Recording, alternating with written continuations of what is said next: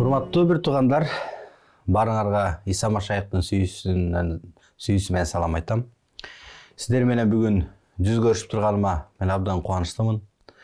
Бүгүн биз сиздер менен Дөөттүн забурунан окуйбуз. Дөөттүн биринчи забуру. Мен алгач силер менен ошол Дөөттүн забурун окуп, анан ошол Дөөттүн забурунун негизинде ой жүгүртөбүз. Дөөттүн забуру. Кудайсыздардын кеңешмесине барбаган, күнөөкөрлөрдүн жолунда турбаган, бузулгандардын жыйынында отурбаган адам бактылуу. Ал Кудайдын мыйзамынан кубаныч алат. Анын мыйзамы тууралуу күнү түн ойлонот. Ошондо ал суу боюна отургузулган, мөмөсүн өз маалында берген, жалбырагы соолубаган дарактай болот. Ал эмне иш кылбасын, бардык ишинде ийгиликке жетишет. Кудайсыздар мындай эмес, алар шамал сапырган топурактай. Ошондуктан кудайсыздар сотто туруштук бере алышпайт. Ошондой эле күнөөкөрлөр адилеттүүлөрдүн жыйынында отура алышпайт.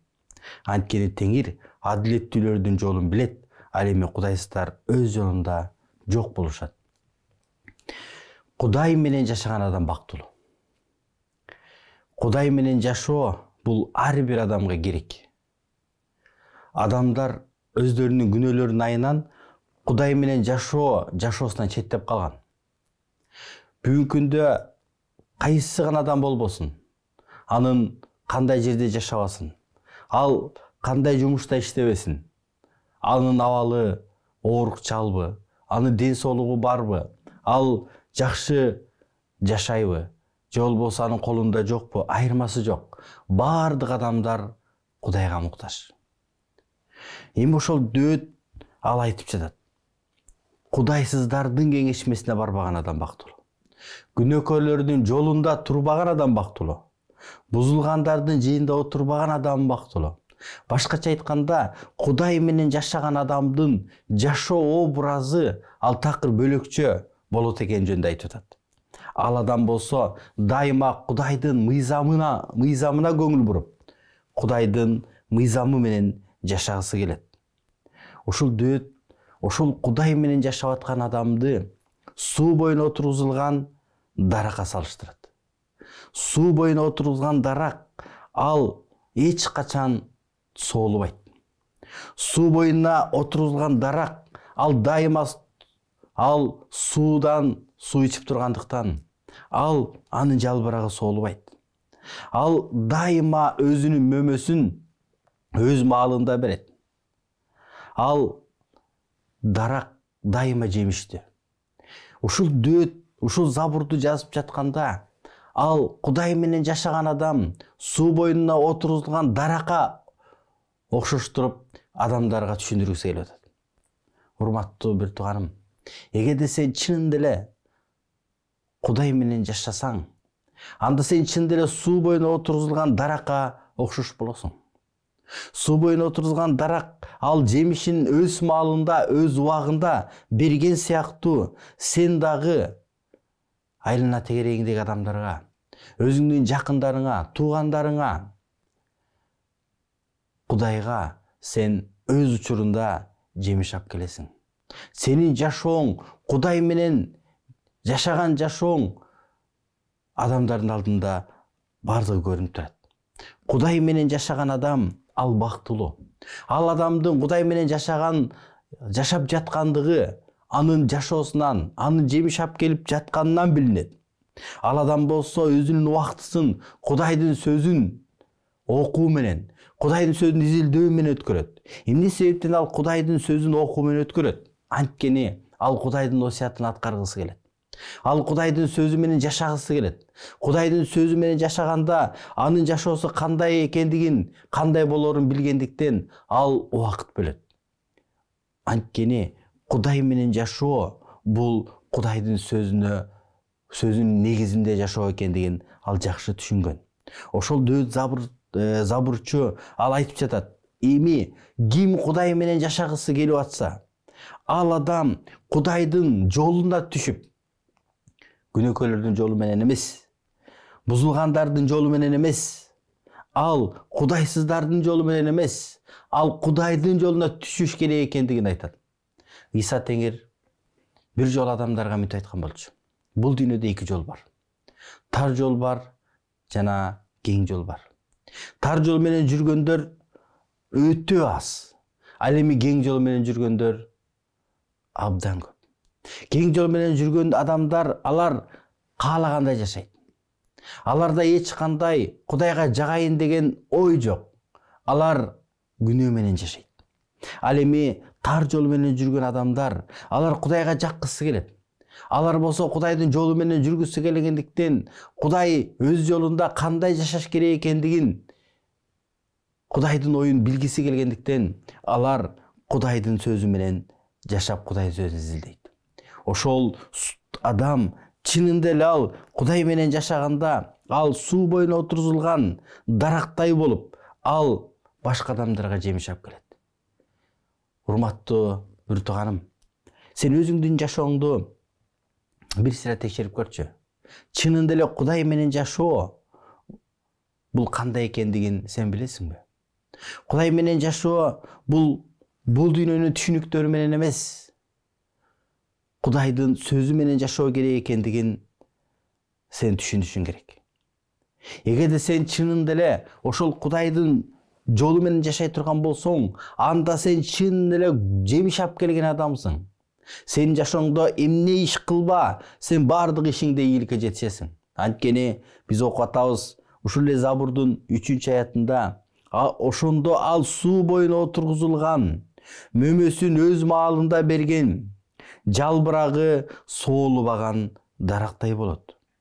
Ал эмне иш кылбасын, бардык ишинде ийгиликке жетишет.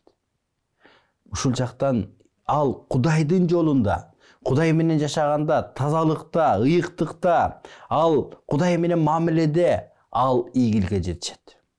Анын ийгилигин көргөн адамдар чын эле бул Кудай менен жашаган адам. Бунун жашоосунда чын эле Кудай көрүнүп турат деп алар айтат. Бир тууганым, чын эле сен Кудай менен жашаганың көрүнүп турабы? Билесиз, ушул забурчу, ушул забурунда бир эле Кудай менен жашаган адамды эмес, Кудайсыз жашаган адамды дагы ал айта кеткен. Анткени биз 4-аятта окуйбуз, Кудайсыздар андай эмес, алар шамал сапырган топурактай. Эмне себептен Кудайсыздар шамал сапырган топурактай? Анткени шамал келип туруп, ошол топуракты сапырганда, ал жагымсыз, ал пайдасыз, ал зыян. Ал топуракты шамал каалаган жагына алып барып, каалаган жагына сапырып салат. Анын бекем негизи жок, анын орду жок.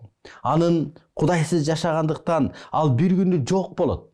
Анын тайына турган, анын кармана турган эч кимси жок болгондуктан, Кудайсыздар мындай эмес, алар шамал сапырган топурактай деп айткан болчу.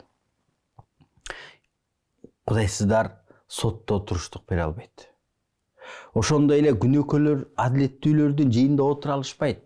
Эгерде Кудай менен жашаган адам Кудайсыздардын кеңешмесинде, алардын жыйынында, алардын отурушунда отура албаган болсо, анда Кудайсыз адам, күнөөкөр адам адилеттүүлөрдүн жыйында отура албайт. Эмне себептен күнөөкөр адам адилеттүүлөрдүн жыйында отура албайт? Анткени ал жакка барганда, анын кызыкчылыгы, анын түшүнүгү, анын каалоосу такыр бөлөк болгондуктан, ал Кудайга ишенген адамдардын чогулушунда, Кудайга ишенген адамдардын арасында ал отура албайт. Анын түшүнүгү, анын жашоо образы такыр бөлөк болгондуктан, аны Кудайга ишенгендер менен эч нерсе бириктирбейт. Эми ошол дөт өзүнүн забурунда айтып жатат. Чынында Кудайга ишенген адам бактылуу. Ал эми Кудайсыз адам, ал өзүнүн жолунда жок болот. Ал жашай берет, бирок бир учур келет, ал өзүнүн жолунда жок болот. Ал эми адилеттүүлөрдүн жолун Кудай билет. Кудай менен жашаган адамдын жолун Кудай багыттайт. Кудай жетектейт. Ал кандай гана башына кыйынчылык келбесин, Кудай аны жетектеп, ошол жолдон алып өтөт.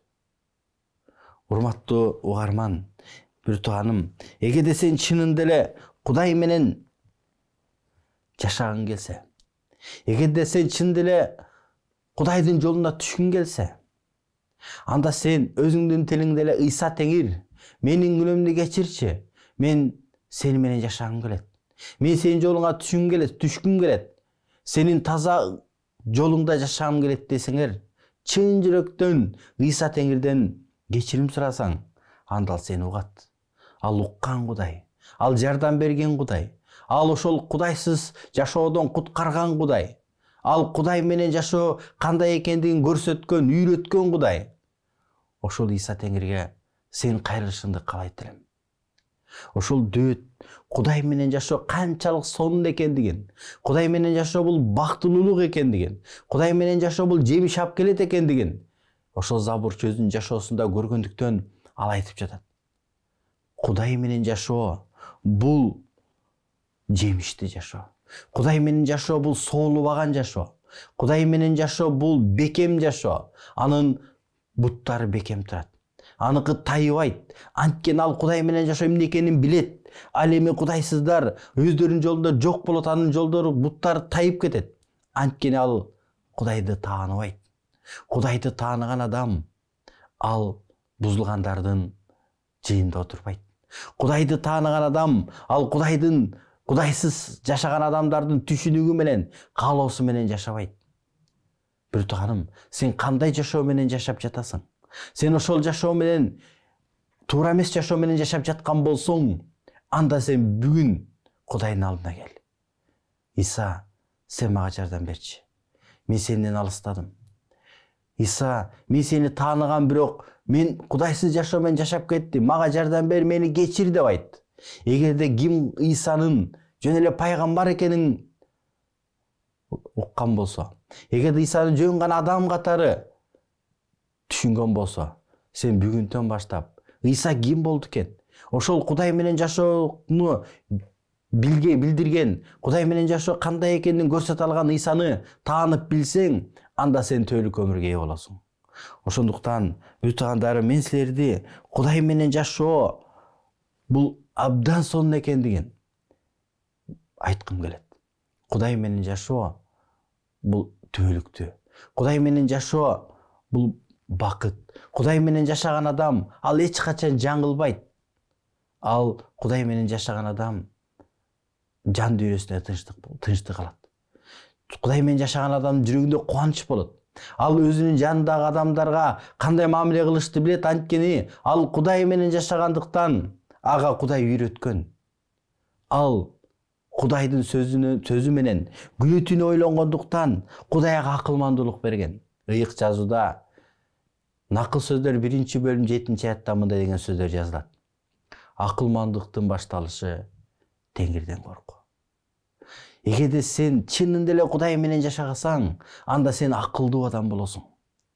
Сен Кудайдан корку эмне экендигин үйрөнөсүң.